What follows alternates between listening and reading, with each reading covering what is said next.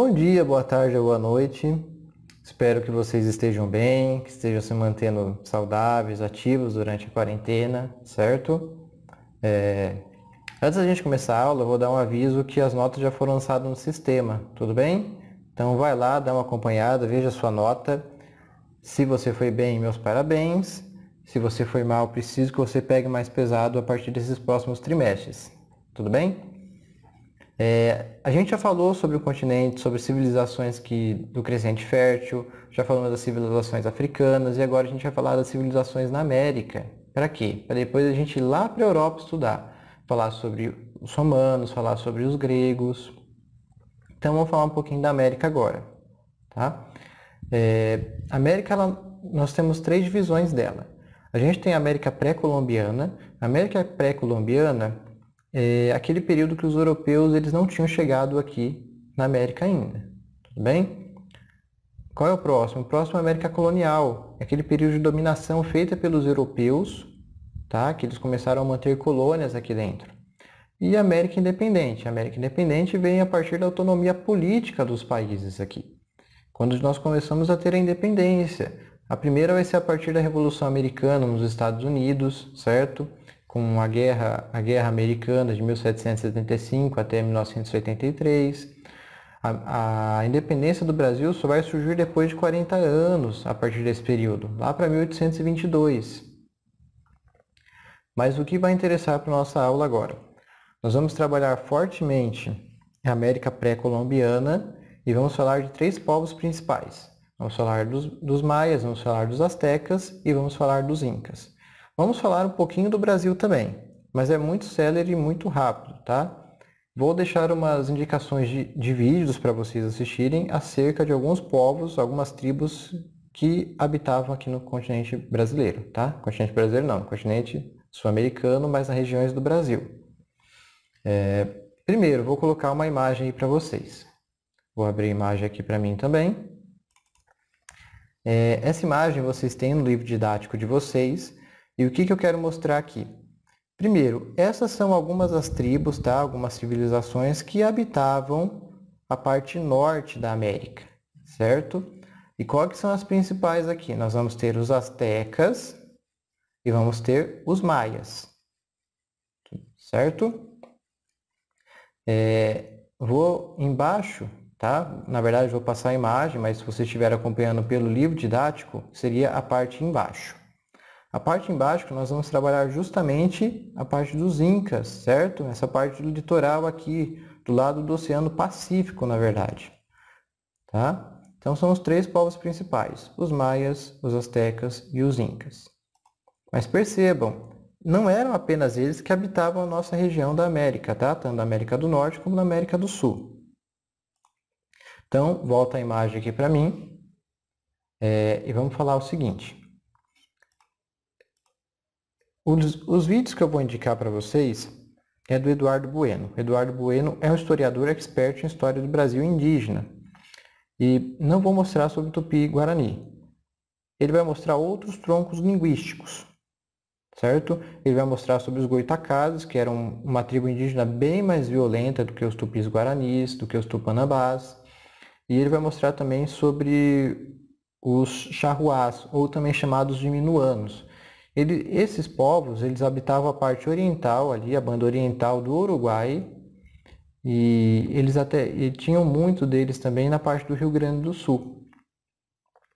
Esses vídeos, eles são bem rapidinhos, tá? Um tem 10, o outro tem 12 minutos. Assistam, vale muito a pena. Só para vocês terem uma noção do Brasil e o número de tribos que habitavam o Brasil. Segundo a própria FUNAI, a população indígena em 1500 eram mais de 3 milhões de habitantes. E isso era dividido em mais de 1.000 tribos. Para vocês terem uma noção, mais de 2 milhões habitavam a parte litorânea do Brasil. Outro 1 milhão, tá? Que sobrou 1 milhão, ele habitava o interior do Brasil. Mas o que nós precisamos priorizar? Porque o que mais cai em vestibular em Enem não é sobre povos brasileiros, indígenas brasileiros. É justamente sobre os maias, os astecas, os incas.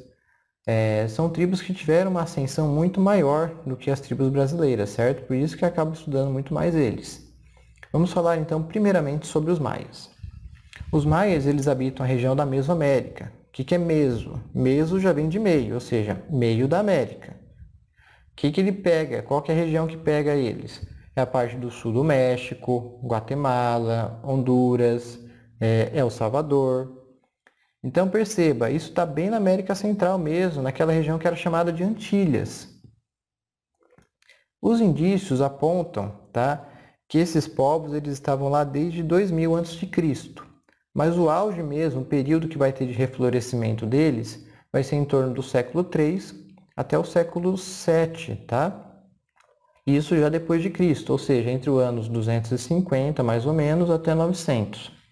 Os ancestrais deles eram nômades, ou seja, eles buscavam alimento migrando. Por quê? Acabava o alimento em determinado ponto, eu preciso migrar para outro, para procurar. Ou seja, não tem agricultura nesse momento, eles vivem através da caça, através de coletar alimentos selvagens mesmo. Após alguns séculos, eles vão começar a se fixar e montar cidades. Por quê? Porque eles vão começar a desenvolver a agricultura. E a principal agricultura que vai ter deles vai ser o milho. Quando eles começam a organizar essa parte de milho, eles vão começar a fazer divisões dentro da sociedade para organizar as funções que cada um poderia ter. Aqui eu preciso que você entenda o seguinte, eu vou falar a palavra, né? É meio difícil de pronunciar, mas tem no livro de vocês. Existiam os Mazer-Hualobs. O que é o Mazer-Hualobs? Eram basicamente todo tipo de trabalhador. Não importa se é trabalhador urbano ou rural. Por quê? Porque eles trabalham tanto construindo as cidades e eles também são responsáveis pelo plantio e pela colheita. Esses povos eles são a base da pirâmide hierárquica, tá? Das divisões de funções. A gente vai ter a parte mais perto do topo. Quem que está no topo? É um chefe supremo. Esse chefe supremo é basicamente como se fosse um faraó no Egito. Só que não chamam ele de faraó. Ele é chamado de Halat Yunik, certo? Vai aparecer aqui embaixo. Primeiro, o poder dele é passado de forma hereditária, ou seja, o pai morre e passa para o filho. E ao lado dele sempre vai ter um sacerdote, tá? Um sacerdote chamado Yahukan. É como se fosse um vizir que acompanhava o faraó. Ele é responsável pelas cerimônias religiosas, certo?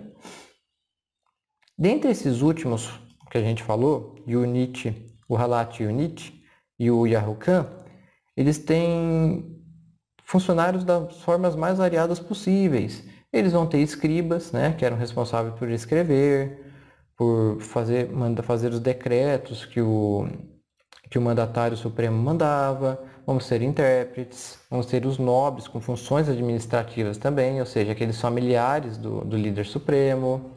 Vamos ter os guerreiros, os artesãos.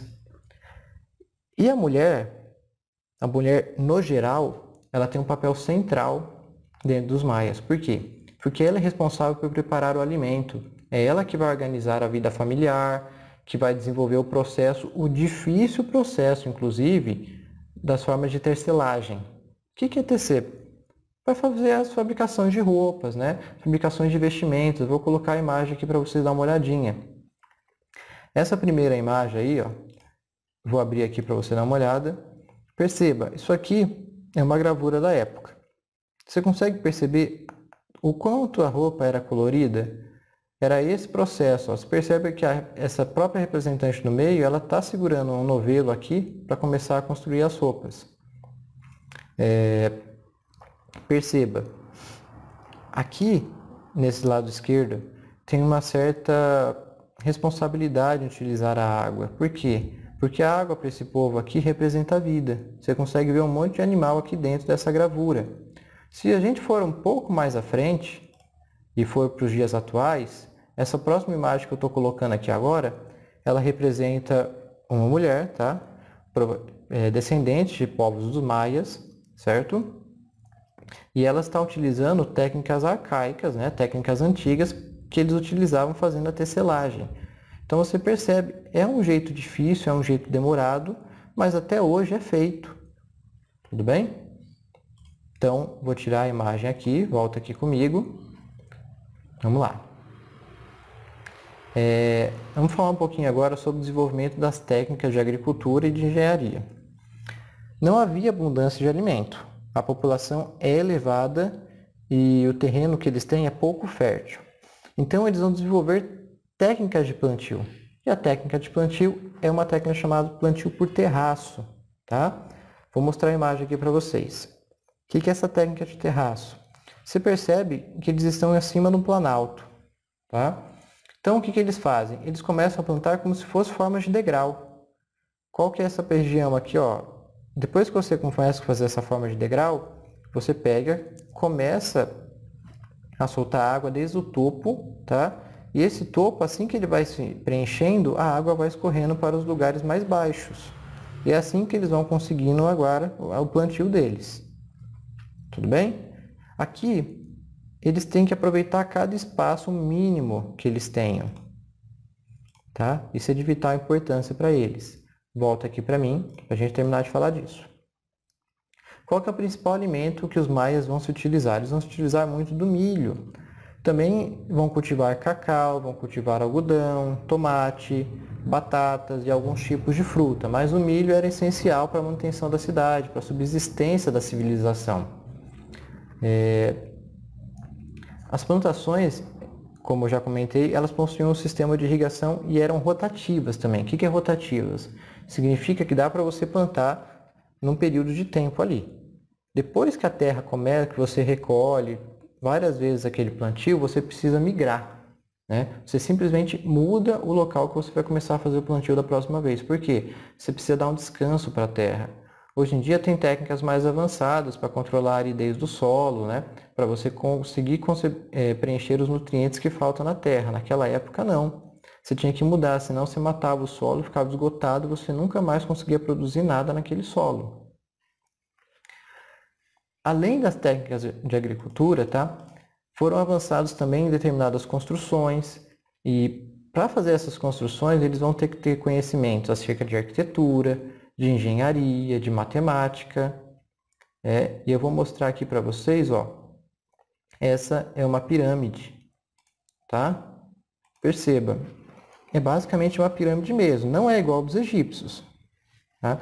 Alguns povos, alguns historiadores chamam isso de zigurates, certo? Mas geralmente ela cai nas provas como pirâmides mesmo, pirâmides dos povos indígenas da América do Sul.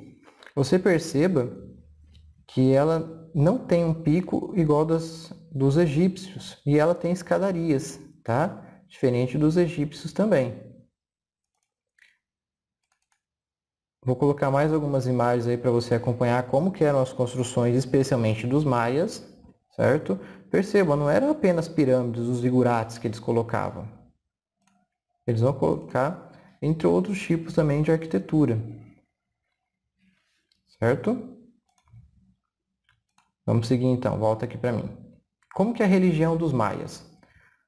Vocês já sabem que são politeístas. E só para você não se confundir aqui, todos os povos, desde os maias, os astecas, os incas, todos vão ser politeístas. Ou seja, os maias são politeístas, acreditam em vários deuses.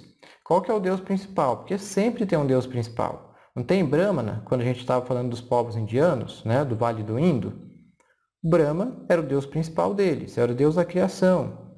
Aqui não. Aqui ele chama Hunabku, tá? Esse é o principal deus dos maias, ele é o deus da criação de tudo, tá? Tudo que foi criado foi através dele. Nas construções, né, nesses topos desses zigurates, né, das pirâmides, eram que aconteciam essas cerimônias religiosas.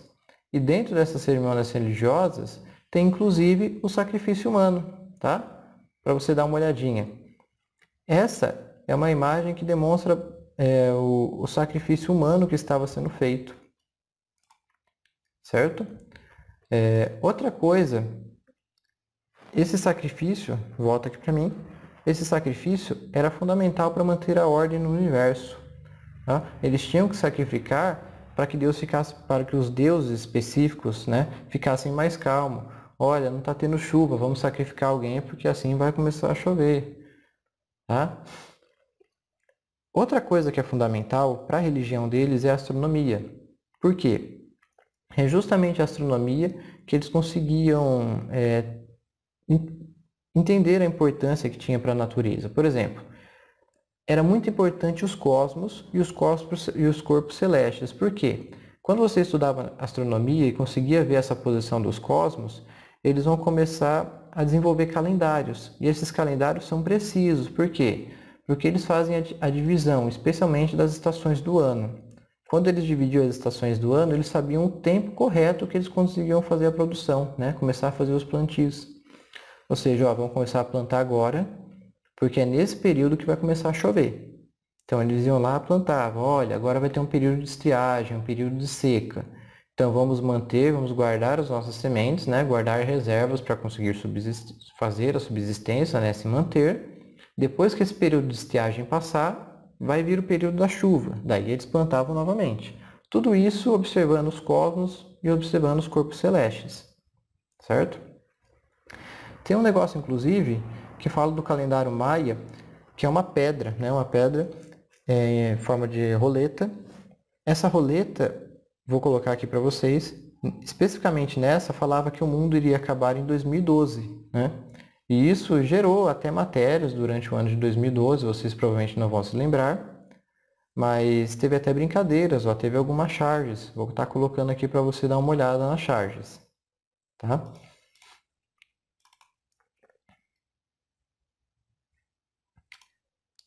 Certo? Acho que deu tempo aí de você visualizar. Gente, qual que vai ser basicamente, volta aqui para mim, qual que vai ser o fim dos maias? Os maias, eles vão ser subjugados pelos espanhóis, certo? Os espanhóis vão dizimar esses povos, não só à base de guerras e outras coisas, mas justamente pelos germes. Os espanhóis vieram, trouxeram gripes, e essa maioria dos povos nativos, né, americanos, eles não tinham resistências. Ou seja, a grande maioria acabava morrendo não por lutas, mas acabava morrendo de doenças. Mas esses povos maias, eles vão oferecer uma resistência bem violenta para os espanhóis, eles vão dar trabalho, tá? Mas claro, vão ser dizimados, a grande maioria deles. Vamos falar agora sobre as civilizações astecas. Astecas ou mexicas. É justamente por isso que o México chama México, tá? Por conta desse povo. O que eles possuíam? Primeiro, eles possuíam um grande contingente populacional, tá? Dentre todos os outros que a gente vai estudar, eles são os maiores em nível de populacional. Eles tinham em torno de 12 milhões de indivíduos.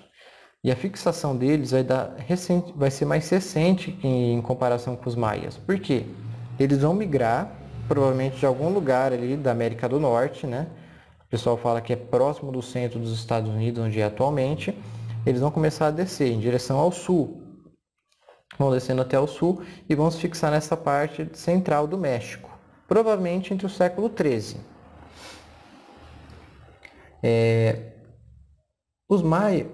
Os astecas, eles vão fazer uma expansão de cultura muito grande. Por quê? Essa expansão nessa região mexicana vai se dar sob o governo de um sujeito chamado Itzcoatl, entre 1425 a 1440. Ele vai fazer alianças. Por quê? Justamente vai se tornar um império por conta dessas alianças. Ele vai pegar as tribos mais fortes lá, junto com eles, tá? Vão se unir e vão começar a liderar as demais, né? Vão subjugar as outras. E toda vez que eles vão subjugando, tá? Eles vão mantendo essas tribos sob o controle deles. Essa aliança vai se dar entre as tribos Texcoco, a Teclopan e a principal, né? Que é a cidade de Tenochtitlan. Tudo bem? Essas três cidades, elas vão formar uma coisa que a gente chama como Confederação Mexica. E elas que vão dar origem à civilização, de certa forma, asteca.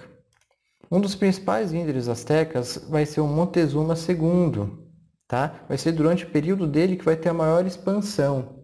Só que no finalzinho, né, do reinado dele, os espanhóis vão estar chegando, né, e vão ter contato com os espanhóis.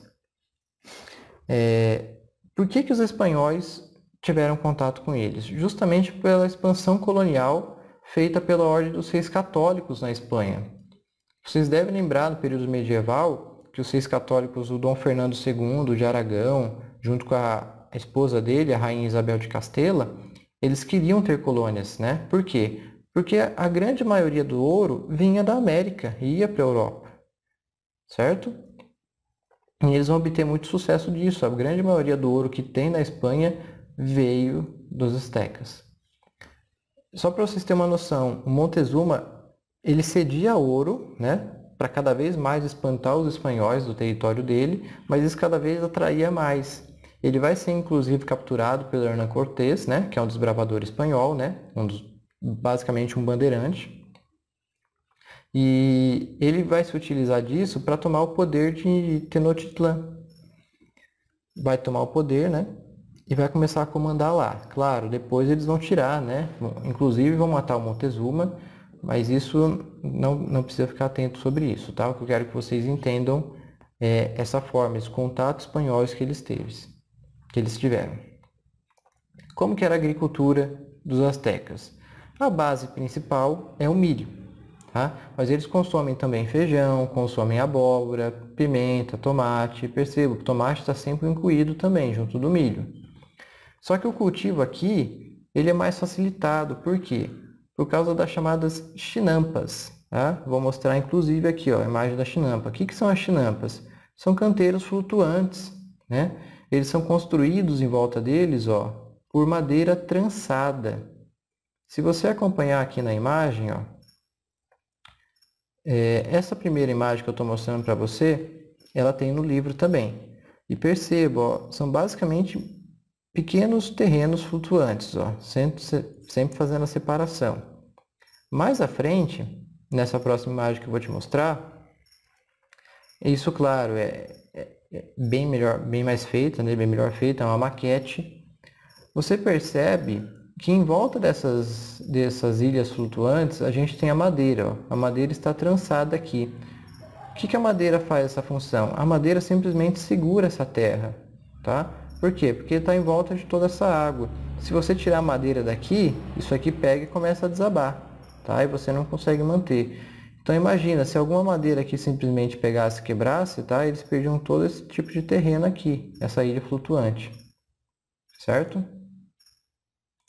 Vamos dar prosseguimento, então. E a economia? O que você precisa lembrar da economia? Ela não é somente agrícola, né, por conta desses canteiros flutuantes. Nós vamos ter dentro deles o serviço militar, o sacerdócio, administração, o artesanato, ou seja, existem outras modalidades da economia. Para vocês terem uma noção, existiam mercados, né, dentro dessas cidades astecas. O próprio centro comercial, o maior que tinha na época, era o Tlatelolco. Compareciam mais ou menos dentro desse mercado de Tlatelolco, diariamente entre 20 a 25 mil pessoas. Então você imagina o tamanho disso, é como se fosse uma feira ambulante gigantesca, tá? Era muita gente mesmo. A organização social asteca, eu vou colocar uma imagem aqui para vocês, mas tem no livro, tá? Não especificamente essa imagem aqui. Essa imagem que eu quero mostrar para vocês é um jeito muito mais geral para você ver, tá? Então a gente tem a presença, ó, num degrau bem mais elevado, o imperador, tá? O eleito pela aristocracia militar e sacerdotal, e quem está sempre acompanhando o imperador? O sacerdote e os altos funcionários do Estado, né? Quem são os altos funcionários do Estado? São desde militares e civis, né? Esses civis, geralmente, eles são colocados uma nobreza familiar do próprio imperador. E abaixo deles, quem que está? Os grandes comerciantes, os artesãos, e abaixo deles, os camponeses. Ah, tem um nome específico para o imperador? Tem um nome específico para os sacerdotes, para os grandes comerciantes? Sim, tem. E isso é função sua, você precisa ver ali no livro didático, tá? Inclusive, é justamente uma tarefa de casa. Leia o capítulo, igual eu sempre peço. Tudo bem? Quando você responder as perguntas, você precisa ter lido isso. Como que é a religião? Novamente, assim como os outros povos, é politeísta. Eu vou colocar aqui o principal deus. Quem é o principal deus? É o Quetzalcoatl, né? Aqui está a imagem dele. Ele é representado no formato de um pássaro-serpente, tá? Com um corpo humano. Ou seja, é como se fosse um zoomorfismo, né? Que a gente pode pegar características ali também do Egito. É um zoomorfismo, é uma mistura desde o corpo humano até com outros animais. O principal deus, né? Esse é o principal deus que tem na religião asteca. O que que ele representa? Representa a vida, a vegetação, né? Os alimentos e a força espiritual existente entre os outros indivíduos. Tudo bem? Isso é uma gravura da época mesmo, uma pintura da época. Volta aqui para mim. Os deuses, eles englobam elementos naturais, tá? Para os astecas. Então, quais são os elementos naturais? A água, o vento, o fogo, a terra. Eles também praticam o chamado sacrifício humano, tá? Tem uma imagem aqui para você dar uma olhada.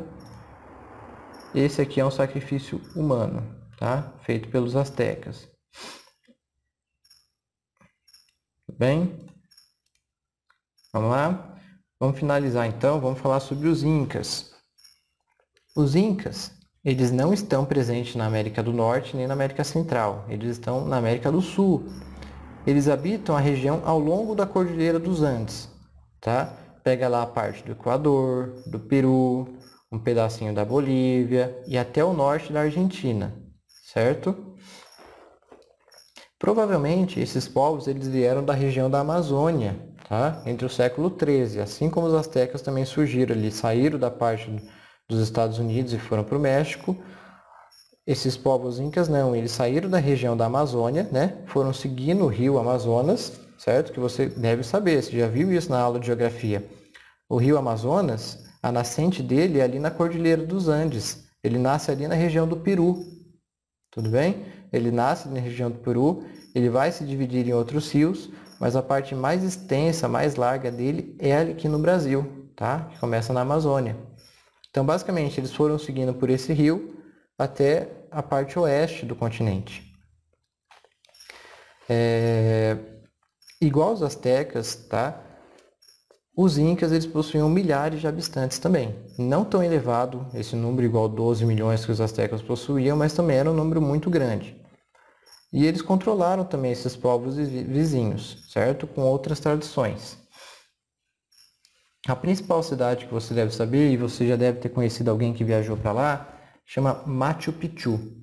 Essa cidade ela é construída no topo de uma montanha, né, que é a montanha de Machu Picchu. E o objetivo dessa cidade, na verdade, ela foi construída lá porque ali tem muita neblina. E essa cidade era para ser secreta, para poder esconder o rei em caso de algum ataque inimigo, né? Só que aconteceu justamente o oposto. Essa cidade começou a ficar muito famosa. E como ela é construída num local de difícil acesso, ela é um dos locais que se manteve até hoje. Então as pessoas viajam justamente para conhecer essa parte arqueológica, né? Esses edifícios que sobraram atualmente dessa civilização inca. A agricultura deles. Eles vivem num ambiente pouco favorável. Por quê? Porque aquela região é muito feita por planaltos, por montanhas. Não é uma região com um grande número elevado de chuvas. Então, eles vão desenvolver técnicas agrícolas eficientes, né? Como a utilização dos terraços. O que são terraços? São isso aqui, ó. Acompanhe aí na imagem comigo, ó. Se você perceber, isso aqui, né, é um planalto, né? Ou até uma montanha mesmo. Depende muito do grau de altitude dela. O que eles faziam? Eles pegavam alguns trechos dela, planificava, né? E conseguia fazer a produção ali do alimento. Você percebe que fazendo isso, eles conseguem produzir em pequenos espaços, né, vários tipos de cultivo, né? Tinha milho aqui nesse pedaço, aqui nesse outro lado lá embaixo tem trigo, certo? Aqui provavelmente no outro produção é uma produção de mandioca. Então, mesmo é mais complicado, dá mais trabalho também para você fazer a parte de hidratação dessa planta, dessa semente. Só que em contrapartida, você consegue produzir diversidade, né?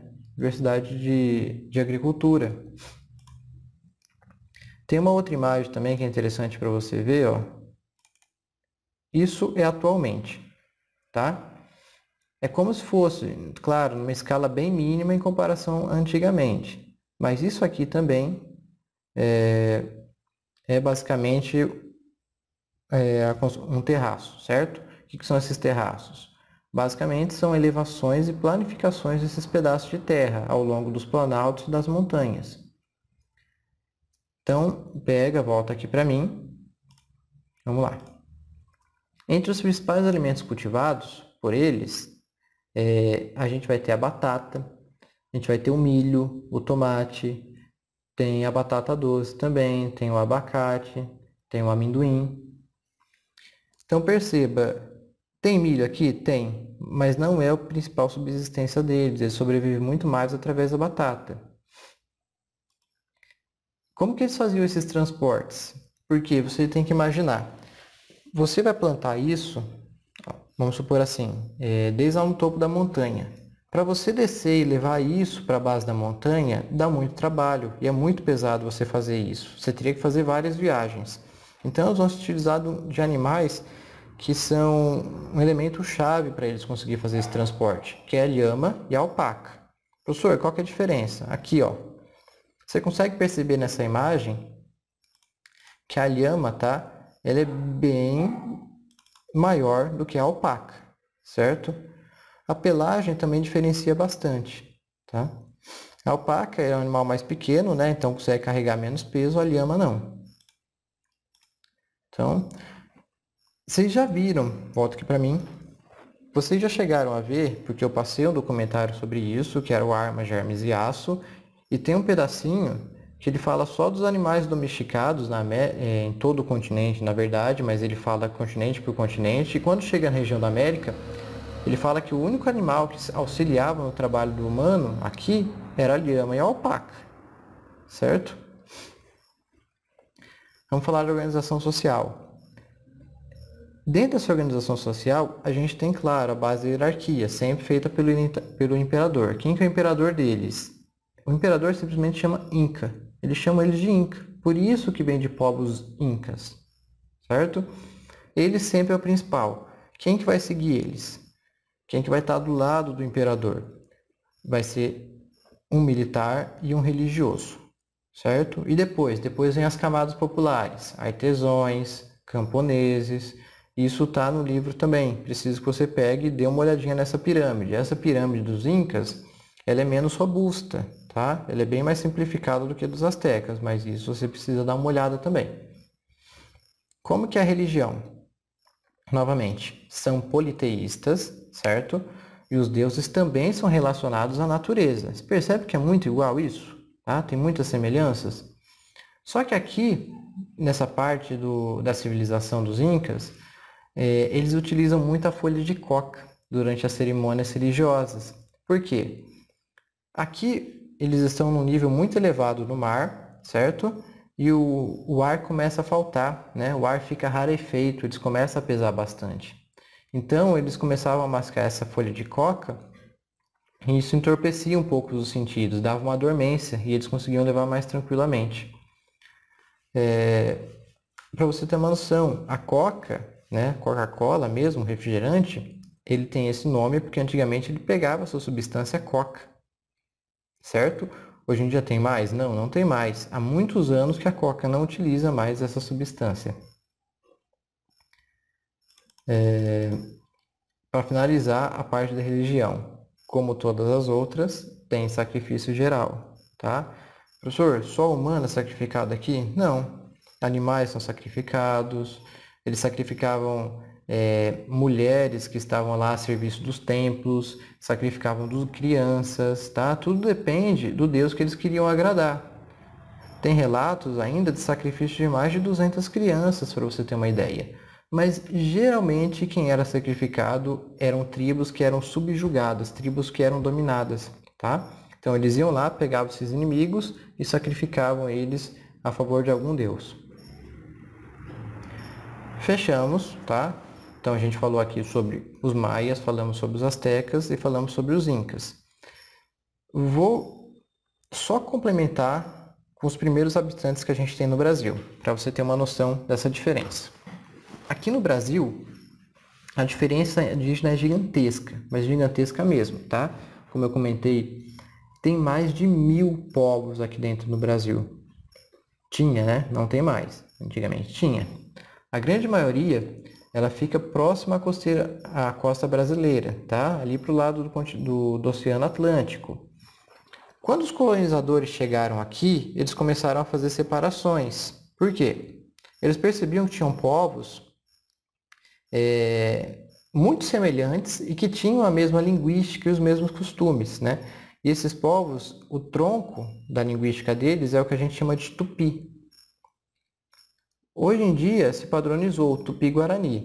Por quê? Porque os guaranis naquela época era a grande maioria, certo? Mas não era apenas os guaranis que falavam tupi, tinha outros povos.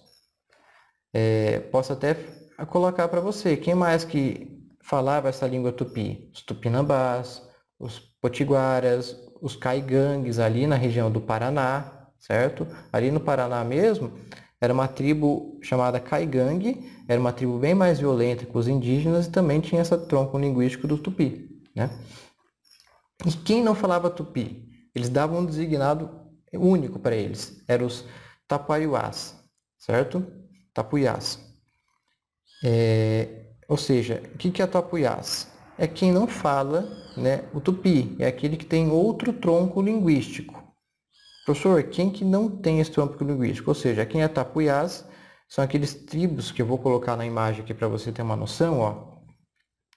Nessa última imagem que a gente vai trabalhar, e tem no livro de vocês, vocês percebem, a gente tem o tronco linguístico do G, do Aruac, Caraibá, Charruá, entre outros, certo? Mas a maioria que a gente tem aqui, a grande maioria, é entre o Tupi-Guarani, tá? Que é no verde. Certo? Então, com esse mapinha aí, ó, eu quero que vocês estudem, né? Principalmente os vídeos que eu vou passar na descrição desse, porque nesses vídeos eu vou falar, o professor Eduardo Bueno, né? Ele vai falar, não, por exemplo, ele vai falar dos Goitacazes, ele vai falar dos Charruás, e são povos muito interessantes para vocês terem uma noção disso. Tudo bem? Então, ou seja, no Brasil não tinha só Tupi-Guarani, tinha outros povos e outros troncos linguísticos. Assistam esses outros vídeos que eu vou deixar no canal para vocês terem uma noção disso. Logo, essa aula não exime você de não ler o capítulo do livro, você precisa ler o capítulo. Então, junte essa aula, leia o capítulo do livro e faça as atividades que eu vou preparar para vocês. Um beijo, um queijo a todos. Tchau.